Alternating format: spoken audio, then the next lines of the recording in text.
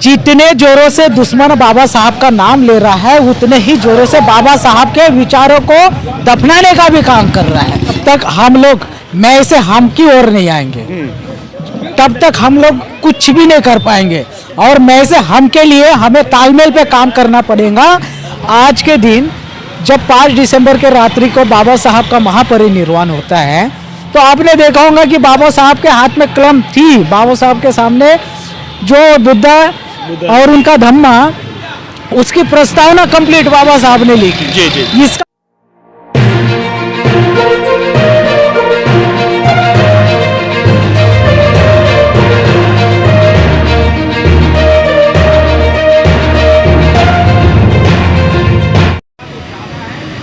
नमस्कार, सत श्री अकाल, जय भीम। जय भीम वो शब्द है जिसने संविधान दिया, और भीम का नारा क्योंकि आजकल विश्व में गूंजता है। विश्वविख्यात बाबा साहब डॉक्टर अंबेडकर साहब का आज परिनिर्वाण दिवस है। महापरिनिर्वाण दिवस इसीलिए कहा जाता है क्योंकि उनके जैसा कोई और व्यक्तित्व हमें इस विश्व में, संसार में दिखाई ही नहीं देता। हमारे साथ मौजूद है सौमिंदर जी।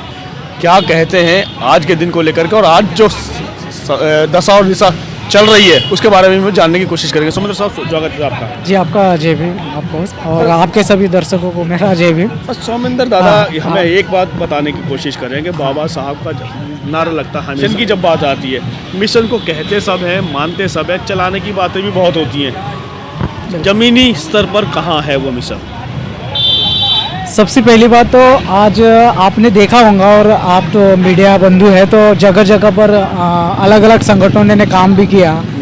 महापरिनिर्वाण पे सभी लोगों ने बाबा साहब को अभिवादन किया। अब प्रश्न है, जैसे कि आपने कहा कि बहुत सारे लोग कहते हैं कि बाबा तेरा मिशन अधूरा, हम करेंगे मिलकर पूरा। मिलकर पूरा कहते बोलते हैं, उनका शब्द देखिए कि बाबा तेरा मिशन अधूरा, हम सब मिलकर करेंगे पूरा। ये एक थोड़ा सा ये, लेकिन इस बीच में आप देख रहे हैं कि सभी संगठन अपने अपने आलाप योग कर रहे हैं। और बाबा साहब ने ऐसा कोई भी उनका मिशन या बाबा साहब ने जो बात सोची, जैसे कि बाबा साहब ने, आपको पता होगा कि बाबा साहब ने कहा था कि इंसान का जीवन विद्यार्थी का जीवन है। वो ताउम्र लिख सकता है, पढ़ सकता है, अच्छी शिक्षा ले सकता है। उसके लिए आपको अच्छे कॉलेज में जाने की जरूरत नहीं है, अच्छी डिग्री लेने की जरूरत नहीं है, लेकिन फिर भी आप पूरा जीवन भर अपने विद्यार्थी रह सकते हैं। तो आप देखे होंगे कि आज के दिन जब 5 दिसंबर के रात्रि को बाबा साहब का महापरिनिर्वाण होता है तो आपने देखा होगा कि बाबा साहब के हाथ में कलम थी, बाबा साहब के सामने जो बुद्धा और उनका धम्मा, उसकी प्रस्तावना कंप्लीट बाबा साहब ने लिखी। जी जी। इसका मतलब है कि बाबा साहब बोले ही नहीं, बाबा साहब ने इस बात को कंप्लीट भी किया कि हाँ, मेरा जीवन, ये पूरा जीवन विद्यार्थी का जीवन है। लेकिन उसके बाद जब बाबा साहब ने 1934 में येवला में ये भी घोषणा की थी कि मैं हिंदू धर्म में पैदा हुआ, ये मेरे वश में नहीं था, और वाकई में किसी के भी वश में नहीं था, लेकिन मैं ऐसे पाखंड या जो असमानता के आधार पे धर्म है, उस धर्म पे मैं कभी मरूंगा नहीं। तो आप देखिए कि 14 अक्टूबर 1956 को डॉक्टर बाबा साहब आम्बेडकर ने धम्म दीक्षा ली, लाखों लोगों के साथ धम्म दीक्षा ली, और उसके 2 महीने बाद ही बाबा साहब का महापरिनिर्वाण हुआ। जी। तो इसका मतलब है कि बाबा साहब ने, और इवन बाबा साहब ने जो सोचा इस देश के मजलूम, शोषित, वंचितों के लिए, तो बाबा साहब ने किया। संविधान देकर गए बाबा साहब। ऐसी कोई चीज नहीं है जो बाबा साहब ने नहीं किया। तो हमें क्या करना है? तो हमें बाबा साहब को सिर्फ अनुसरण करने की जरूरत है, जो अभी संगठन, कोई भी संगठन नहीं कर रहा है। और अगर हमें इस देश में अपने आप को स्थापित करना है तो फिर हमें इस देश में शासन करती जमात लाना होगा, पैदा करना होगा। और उस शासन करती बात वहीं घूम फिर करके आती है, जब तक लोग बाग अलग अलग जातियों में, अलग अलग संगठनों में, अलग अलग पार्टियों में जब तक बैठे रहेंगे, तो क्या आप ये समझ सकते हैं कि मनुवादियों से पार पाई जा सकती है? बिल्कुल भी नहीं, क्योंकि आपने देखा है कि ये सब सारे संगठन अपने अपने राग आलाप रहे हैं। ऐसे स्थिति में हम कैसे इस देश के हुक्मरान बन सकते हैं? ये मुद्दा है मेन। हाँ जी, उसके लिए तो हमें एक झंडे और एक डंडे के नीचे आना पड़ेगा।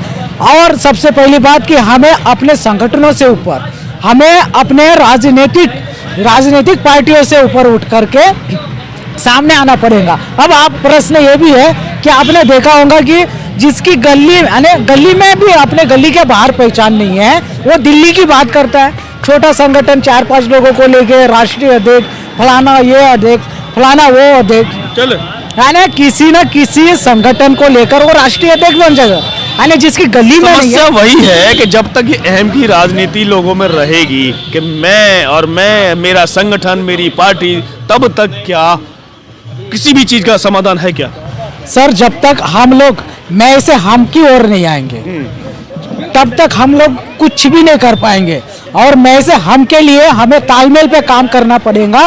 और जब तक तालमेल क्यों नहीं हो पा रहा लोगों में? तालमेल यानी हम लोगों ने किसी भी अपने वजूद के लिए, अपने स्वार्थ के लिए, हमने बाबा साहब को अपना ये को मार्क बना लिया या सिंबल बना लिया कि हमें बाबा साहब की बात करना है और हमें अपना उल्टा का सीधा करना है, हमारा पेट पालन करना। बाबा साहब का नाम तो इस समय दुश्मन भी ले रहा है। बिल्कुल, जितने जोरों से दुश्मन बाबा साहब का नाम ले रहा है, उतने ही जोरों से बाबा साहब के विचारों को दफनाने का भी काम कर रहा है। लोगों को समझ में नहीं आती क्या?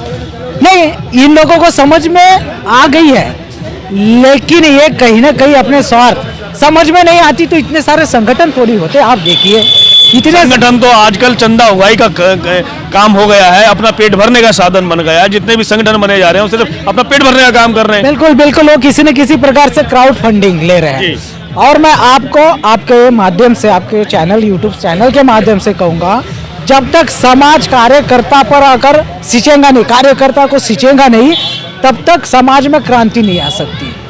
अभी हम लोग लीडर लोगों को देख रहे हैं, और वो लीडर कौन से? अपने घरों को भरने वाले। जब तक हमें लीडर पैदा नहीं करना है, हमें कार्यकर्ता पैदा करना होगा। और उन कार्यकर्ताओं को जब तक आप सींचेंगे नहीं, माननीय कांसीराम साहब एक कार्यकर्ता बनकर आए थे और कार्यकर्ता बनकर के समाज ने उनको सींचा, और कांसीराम ने भी अपने जैसे कई कांसीराम को पैदा किया। तब जाकर के उन्होंने यूपी जैसे राज्यों में अपनी सत्ता, बहुजनों की सत्ता स्थापित की। बात वहीं घूम फिर के आती है कि बाबा साहब को याद दिलाने के लिए काशीराम पैदा हुआ है। काशीराम को याद करने के लिए हम सब लोग पैदा हैं, मगर उनके पद चिन्हों पर चलने के लिए कोई भी तैयार नहीं है। क्यों? बिल्कुल सर, बिल्कुल। मैं फिर से आपको कह रहा हूँ कि जब तक मैं से हम की ओर नहीं आएंगे, और उसके लिए हम सबको अब आगे आएंगे कब सर? क्योंकि जब हत्या सब कुछ बिगड़ जाएगा तब।